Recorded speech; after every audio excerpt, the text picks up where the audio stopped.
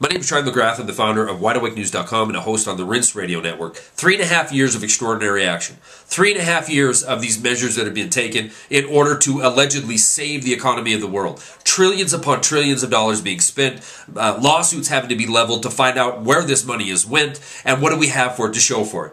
We have a world that has been submerged in debt. We have Europe falling apart right now because of sovereign debt. We need to remember where this debt came from.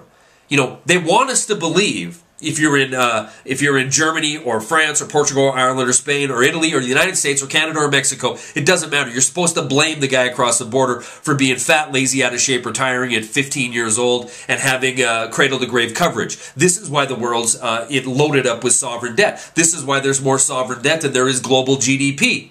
But the reality of it is all these extraordinary measures that we've seen take place over the last 3.5, 4 years has brought us this sovereign debt crisis.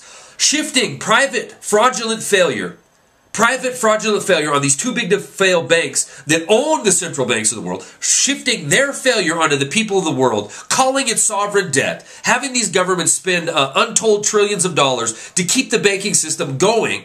This is what's loaded up the planet with sovereign debt, and the latest actions of the Federal Reserve show, and central banks around the world, show who they serve. They serve the private banks that make up their ownership.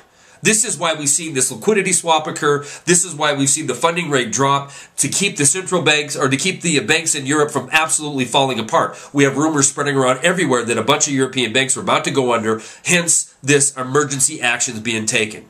The fact of the matter is the people of this planet are continuing to be submerged in fraudulent failure, and we need to wake up to it. We need to understand that when people are in the streets protesting, they're not protesting because they're lazy hippie leftists. They're not protesting because they're crazy right-wing Tea Party members. They're protesting because they have no voice and they have no control over their future. Hence the acts of the Federal Reserve and central banks without the will of the people of this planet occurring overnight in the shadows. We wake up to it, and the markets that are completely and totally manipulated and owned by the Federal Bank, for the Federal Reserve System and the central banking system, celebrate this fact. Celebrate this loss of freedom. Celebrate the fact that these too big to fails will be kept alive just a few more days until the right kind of leadership can be installed inside of Europe to implement more debt onto the people of Europe. Stories are attached. That's all I got.